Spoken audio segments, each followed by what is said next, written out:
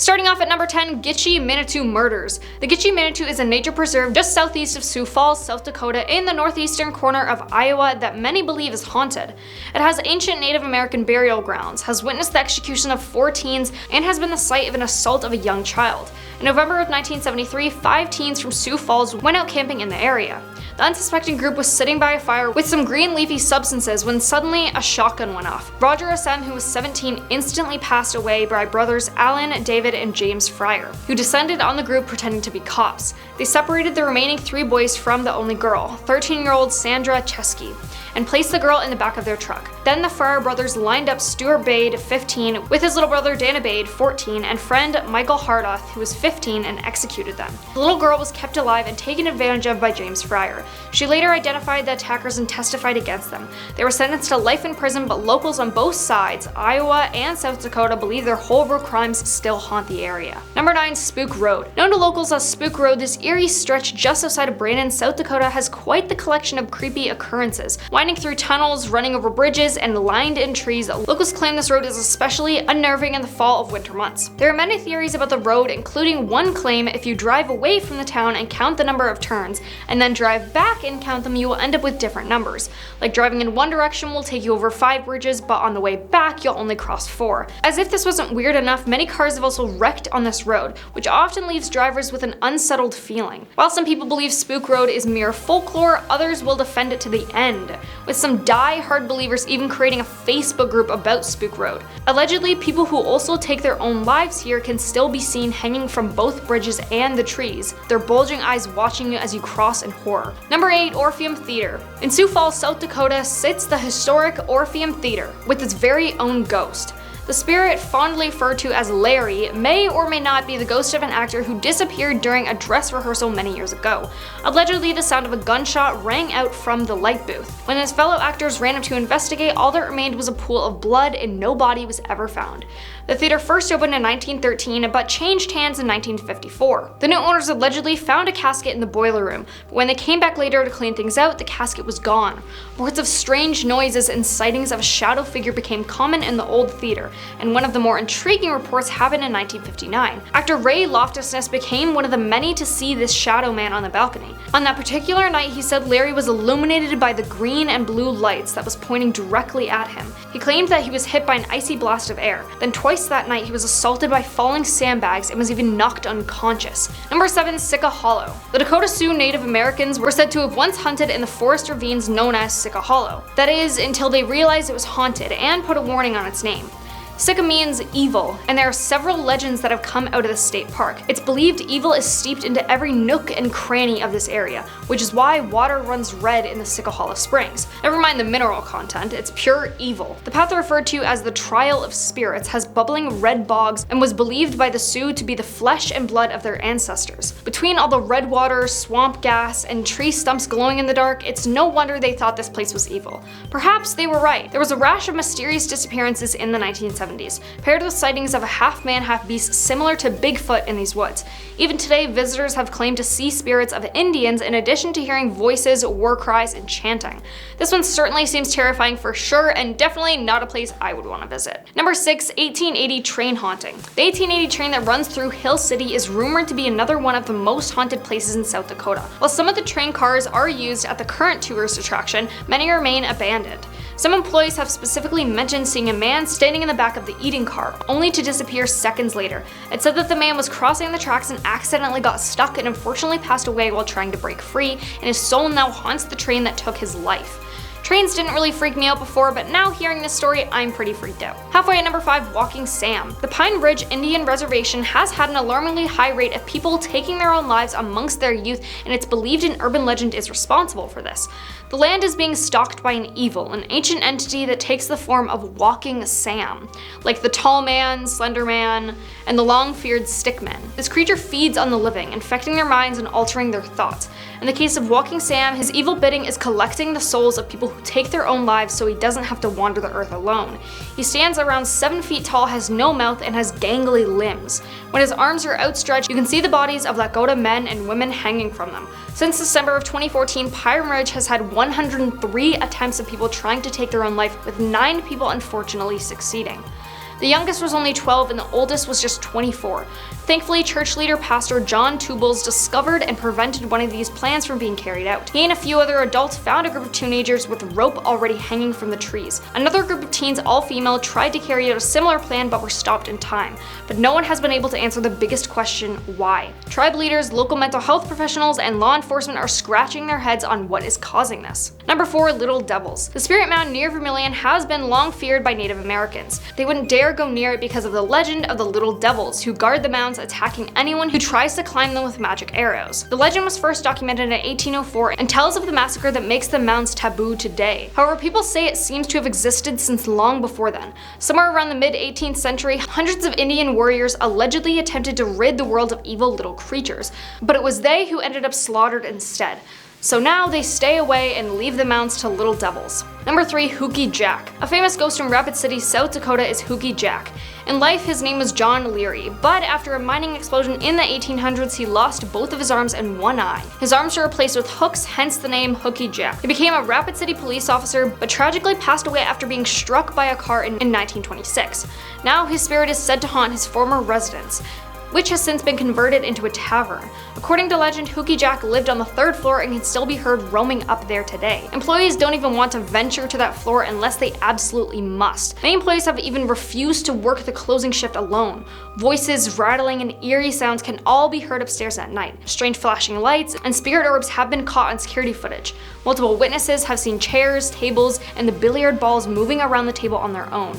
A few bartenders even claim to have seen a figure sit at the end of the bar out of the corner of their eye, only to look up and realize no one's there. Number 2. Devil's Gulch. One of the most famous urban legends in South Dakota happened in the town of Garriston. According to the local lore, infamous outlaw Jesse James successfully evaded capture in 1876 by leaping over the Devil's Gulch on horseback. Keep in mind that the Devil's Gulch is a ravine that runs 60 feet deep and is 20 feet wide. Jumping over something that massive without spooking a horse is highly improbable, and most historians would say it's impossible, but that doesn't stop locals from swearing it happened. Number 1. Hotel Alex Johnson. A hotel so surely haunted they actually advertise it right on their website. Come take a tour or stay at this haunted mansion. One of the main ghosts claimed to be seen here is the hotel's namesake, Alex Johnson himself.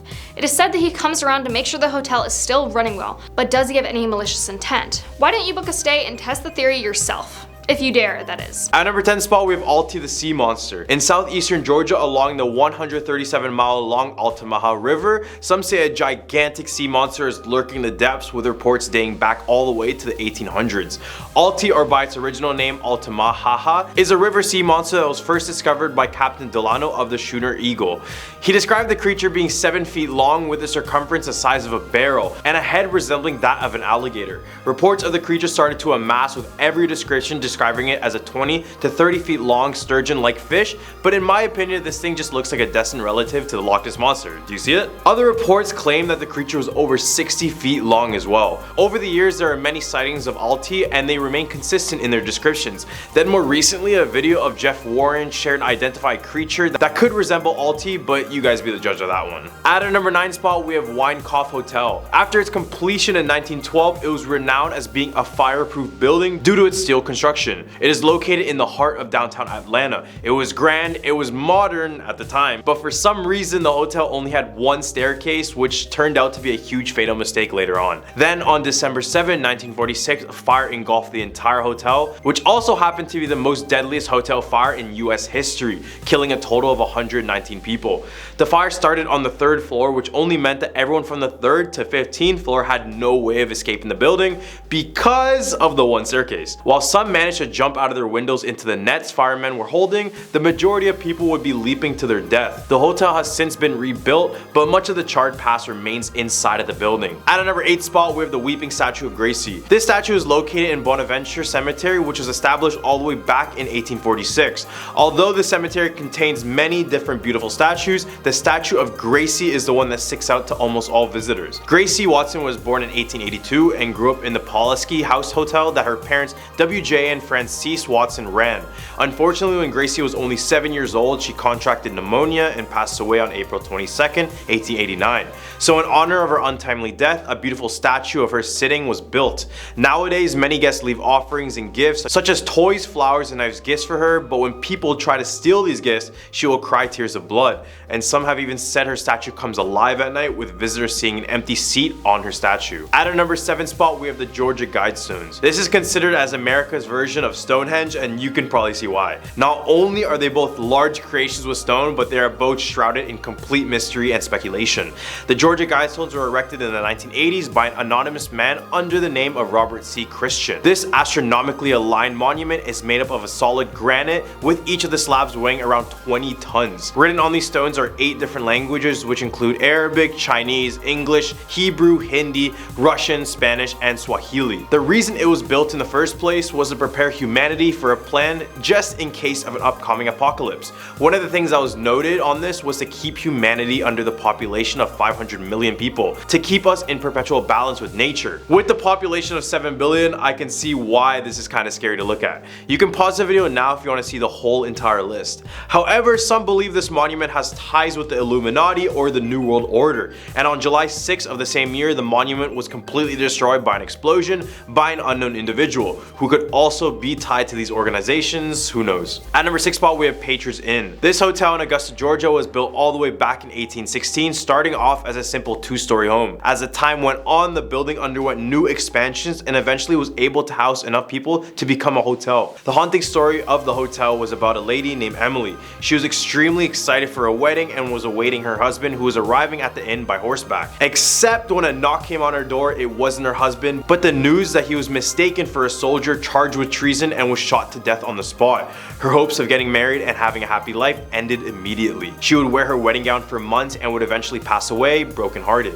Now guests claim that she is still waiting for her fiancé at the hotel. They report seeing her walk up and down the staircase and pacing through the hallways in her own wedding gown. Right in the hump of our list, we have the Crybaby Bridge. I've done a Crybaby Bridge in my past videos, but I'm pretty sure there's one in every single state.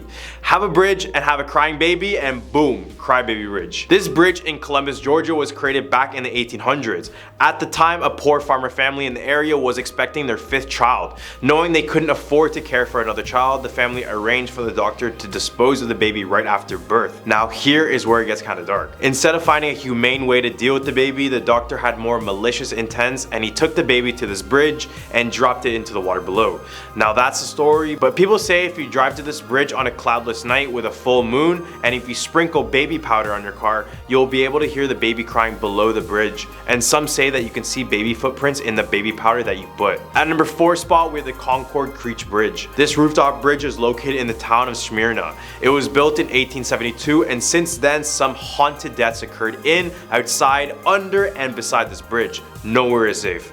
It's said that the waterheads haunt the forest and below the bridge. They are the children who were used for human experimentation and left to pass away by this bridge. Many other children were taken here only to meet their end as well. Now it's said that if you park on the bridge, turn off your car lights, and leave a Snickers bar on your car, you'll hear quiet footsteps approaching your car, and soon after the Snicker bars will be removed from the car. All the way at a number 3 spot, we have the statue of Corinne Lawton. Aside from the weeping statue of Gracie, the Bonaventure Cemetery also has the famous statue of Corinne Elliott Lawton. She was the daughter of the well-to-do brigade general in the Civil War, Alexander Robert Lawton. Legend goes that she wanted to marry someone who was in a lower social class, so because of this, the father denied it and forced her to marry one of the most wealthiest men in all of Savannah. When she met him, she told the father she couldn't do it, but the wedding was still forced. On the day of the wedding, she was angry and heartbroken and took herself to the banks of the river and proceeded to drown herself. The odd thing about her statue is that it's facing away from her family's tomb, which many people say is a way to show that she went against her family's will even after death. Many paranormal investigators have attempted to speak to Corinne over the years with some compelling evidence, so go search it up on YouTube if you want. At our number 2 spot, we have Lake Lanier. Couldn't mention Georgia without Lake Lanier because most of the people in the state know everything there needs to know about this infamous lake and the town that surrounds it. Some people come to this lake mostly to have a good time,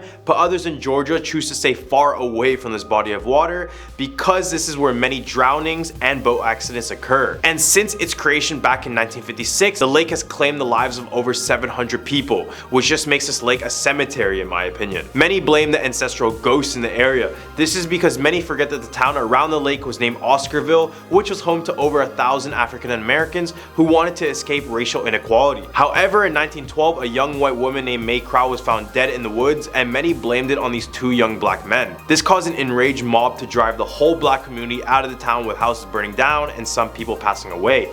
Now this could explain all the restless ghosts in the area. This was a terrible event in US history, and it's no surprise this place is haunted. At number 1 spot, we have the old governor's mansion. Located in Milledgeville, this estate was built in 1840 after a fire burned down the original Capitol building in 1931. And more famously, the President of the Confederate States of America, Jefferson Davis, was laid to state there, which is the tradition in which the body of a deceased official is placed in a state building. Now over the years, visitors report smelling burnt cigars, keys jingling when no one's around, broken glass, a woman's screams, and books falling from the 3rd floor. When paranormal investigators checked out the place, they claimed the most activity was in the mansion's library, which is the same place where many guests asked the workers if something happened in the library in the past, because when they walked through it, they claimed to sense a presence watching them. Starting out this countdown at number 10, Spirit Lake origins. Spirit Lake's name is said to be no mystery to those who live in Idaho. The story goes that years ago, a young Native American woman began a relationship with a brave man from a rival tribe. Unable to wed but determined to preserve their doomed love,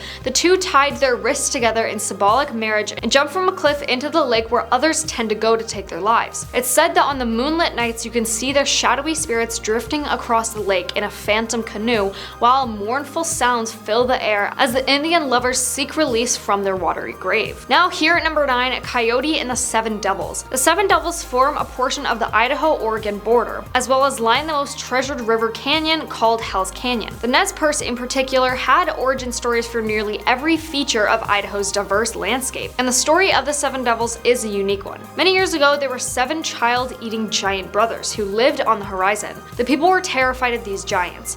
They sent word to Coyote to help them defeat the giants and save their children. Coyote knew he couldn't battle 7 giants at once, so he dug massive holes in the earth and filled them with boiling liquid. As the giants were traveling east to snatch more children, they tripped into the holes and were trapped. Coyote was then able to transform the giants into stone, and he opened up a canyon at their feet to keep them from ever reaching the villages again. Coming in at number 8, Idaho doesn't exist. According to dozens of web pages which have genuinely called into question the very existence of Idaho as a physical location, the gem state simply doesn't exist, people say. People say it's down to 3 premises. Do you know anybody from Idaho? Have you ever been to Idaho? Do you know anyone who's ever been to Idaho? For most, the answer is no. Therefore, that's why people say Idaho doesn't exist. In fact, the general consensus is that Idaho was put on the map because cartographers needed a barrier to separate Utah from Canada and protect Montana from Washington, or vice versa. One explanation is that Idaho is a government-operated mind control vacuum. Another theory is that Idaho exists, but only as a state of mind. The whole debacle stirs up an abundance of very real philosophical arguments, but according to conspiracy logic, if you feel like you're living in Idaho right now, odds are it is simply the result of other conspiracies at work. Now personally, I don't believe this one, but there are some people who really full-heartedly believe it. Here at number 7, Charlie. The legend of Charlie the lake monster was first recorded in the early 1920s when railroad workers in McCall saw something unexplainable. In McCall, locals will tell you the tale of this creature. Charlie has been known as Slimy Slim and the Twilight Dragon of Payette Lake. Over the years, this serpent-like creature with a dragon head has made many appearances. Most think it's a log before it rises up to reveal its head. The last documented sighting came in 2002, but in 1954, the Payette Lake Star newspaper held a contest challenging readers to come up with a name for this elusive creature. The winner was Leigh Isle Henneferturi of Springfield, who came up with the name Charlie. Charlie continued to be spotted over the years, but it has been seen less and less frequently. It is reported to be between 10 and 50 feet long, brownish green, having a shell, and travels in serpent-like waves, rising and falling out of the water. But this gentle beast garners nothing but love from locals, who can't seem to recall an incident when Charlie attacked any of the lakeside city's residents. Very much like the Loch Ness Monster, except the Loch Ness Monster doesn't get as much love, and it seems like every place has its own version of a monster in a body of water. Number 6, Idaho is purposely drugging its residences. In 1947, it's said that Lewiston began adding fluoride into its water, as did the vast majority of United States cities, a practice which still exists today. Many suspected, however, that the addition of fluoride, which is approved as an easy way to cut down on widespread tooth decay, was in fact a large-scale attempt to underhandedly medicate Idaho's citizens, as well as a means of covering up the drastic lack of dental care provided for the state's working people who were poor. The dramatic decrease in childhood cavity levels recorded by 1950 supported the practice as a whole, but to this day, fluoride is still majorly opposed for a variety of reasons, including links to cancer and bone loss. Halfway at number 5, Lake Pend. This deep ocean-like lake in northern Idaho is said to be the perfect place for a monstrous beast to reside. It is said to be large, gray, and prehistoric in shape and size. Locals claim he is an unknown remnant of the Jurassic era that has managed to survive extinction, against all odds. Up until this point, the creature has remained a peaceful part of local lore, although many say that sightings of the sea creature were merely glimpses of Naval Training Station's top-secret submarine and technological testing. Coming in at number 4, Civic Theater. Before this building housed the Lewiston Civic Theater, it was a Methodist church built in 1904. In 1972, it became a theater, and in 1982, 2 women and 1 man all mysteriously disappeared from the theater on the same night. Both women were found unfortunately deceased off of the property 2 years later, suspected to be victims of a homicide. The man, however, was never found, and his mystery remains unsolved. Whether or not these 3 people haunt the building, there have been numerous sightings of other ghosts in the theater. Actors and theatergoers have seen apparitions of a red-haired man, a spectacled presence in the mailroom, and an elderly gentleman in the doorway. A ghost of a director has been seen in the balcony, and apparently a bride weaves herself through the seats. Here at number 3, Massacre rocks water babies. This one comes from Pocatello, where you can hear the crying of babies late at night if you sit by the river alone in the dark. Many believe that it's the sound of babies that mothers were forced to take the lives of during a famine rather than watch them starve till they passed away. Some think that these babies grew gills and learned to survive. Depending on the story you hear, a water baby is said to be a spirit or monster traditionally seen as a Native American bred urban legend of small childlike creatures living in the waters of reservations around the western United States. It is rumored that they are tricksters whose main goal is to take the lives of others. Coming in at number 2, the Murder House. The Murder House of Boys was the site of the vicious passing of Preston Murr more than 30 years ago. After an argument broke out in the basement of the house between Murr and 2 men, Murr was shot and then hacked into pieces that were dumped 100 miles away from Brownlee Reservoir. His body parts surfaced and led investigators back to the house, which is allegedly still haunted today. Many former residents and visitors of the house have said that the basement has a very creepy feeling. Even footsteps from an invisible person have been heard. There are also legends about the house that say bloodstains appear and then disappear, and a woman in old-fashioned clothing has been seen looking out the window. Now the rumor is that this 21-year-old man will forever haunt this home, and even non-believers believe it's created an urban legend. Living there, I really don't feel that I was never afraid or felt that it was haunted, but there are so many stories. I mean, everybody's convinced that it is. Now here at our number 1 spot, the Phantom Jogger of Canyon Hill. At Cadwell's Canyon Hill Cemetery, it's said that the ghosts don't like when you stare at their graves late at night. According to the legend, if you park between the 2 trees across the street from the entrance at midnight, you will see something quite terrifying. Make sure to turn your lights off though, so you can see the legless jogger when she knocks on your window. After you've completely freaked out and almost totally lost your mind, she leaves just as quickly as she came. Someone has said that they parked in this spot to investigate, but they did it at noon, so it wasn't very dark. They said they didn't see any ghosts, but that it was still very creepy. And that was the top 10 Idaho scare urban legends. Thank you so much for watching. Make sure to like, comment, and subscribe, and I will see you next time.